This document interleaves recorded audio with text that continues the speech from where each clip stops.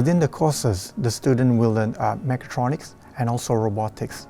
This is where you have the mechanical parts and also combined with the electronics part, where we have a very good synergy between these two elements. So this is where the student will emphasize the combination between these two elements to create a new products by learning both of this field. In Mechatronics and Robotics, you have almost all the career opportunities. You can go in medicine engineering, you can go in robotics engineering, you can go in mechatronics, because it's also a mixture of mechanical and electrical. You can also join banking forces. They have specific engineering banking for quantum computing.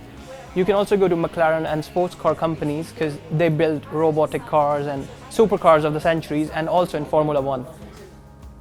Our students have the opportunity not just have a hands-on experience on the equipment that we have, but we also introduce a placement for the student, where the student will have somewhere around a year to go into the industry. Thank you for watching, and we hope to see you in ARU Chamsat very soon. Thank you.